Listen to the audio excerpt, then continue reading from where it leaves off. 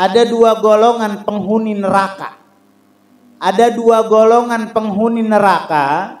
Ya, dua golongan penghuni neraka kata Nabi. Kata Nabi, ada kelak, ini enggak ada di zamannya Nabi. Nabi bilang entar, kata Nabi.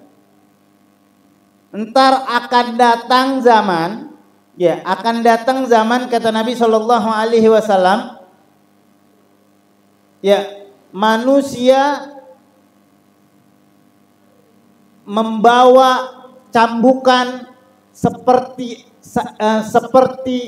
buntutnya sapi atau seperti ekor sapi kata Nabi. Manusia membawa cambukan seperti buntut ekor sapi. Maksudnya apa? Ini ulama-ulama kita menerangkan bahwasanya entar akan datang orang semena-mena memukuli orang lain, memukuli saudaranya. Orang yang punya kekuasaan, yang punya pangkat, dia akan semena-mena pangkatnya, dia gunakan tangannya, dia gunakan pistolnya, dia gunakan pukulannya untuk memukul orang lain. Dia gunakan kekuasaan, dia gunakan jabatannya, dia gunakan kepunyaannya untuk menyiksa atau memukul orang lain atau memukul saudaranya. Nih, udah jelas di zaman sekarang. Orang yang punya kekuasaan, dia semuanya gunakan kekuasaannya untuk memukul atau merendahkan orang lain. Itu yang pertama, yang akan jadi penghuni neraka kata Nabi Shallallahu Alaihi Wasallam. Yang akan menjadi penghuni neraka. Terus apa? Yang kedua kata Nabi, yang akan jadi penghuni neraka kelak yang akan datang kata Nabi. Nabi ucapkan dahulu kala. Apa? Yang kedua adalah seorang wanita yang berpakaian tetapi dia telanjang. Seorang wanita yang berpakaian tapi telanjang. Dia berpakaiannya rapi tertutup tapi seperti tidak berpakaian. Contoh misalnya pakaiannya ketat.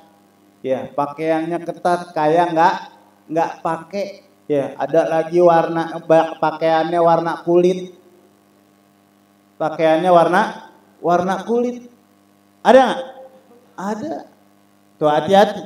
Anda pernah lihat lagi ke pasar, ngelihat perempuan pakai celana legging, warnanya warna kulit, kaget kirain nggak pakai celana, baru mau nyamperin,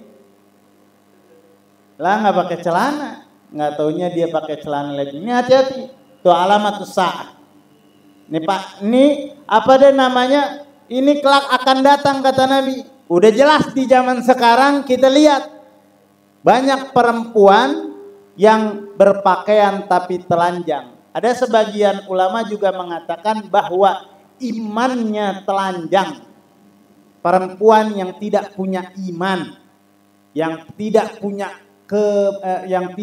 malu, yang tidak punya malu. Karena pada waktu itu juga Nabi, seorang sahabat ngomelin anaknya karena malu anaknya. Anaknya malu, diomelin sama bapaknya. Akhirnya dihalangin oleh Nabi. Dilarang oleh Nabi, jangan diomelin. Karena al-haya'u minal iman. Karena malu itu sebagian dari iman. Maka buat kita semua harus punya malu. Harus punya malu. Tahu punya malu? Ya, malu kepada siapa? Malu kepada Allah. Malu kepada Allah Subhanahu wa taala yang memberikan kita nikmat yang begitu banyak. Yang memberikan kita rahmat yang begitu banyak. Yang memberikan kita harta yang begitu berlimpah. Ini dari Allah Subhanahu wa taala. Maka kita banyak dari kalangan kita enggan untuk beribadah kepada Allah Subhanahu wa taala. Jadi harus punya malu. Jadi sehingga malu itu menyebabkan kesemangatan kita untuk ibadah kepada Allah Subhanahu wa taala.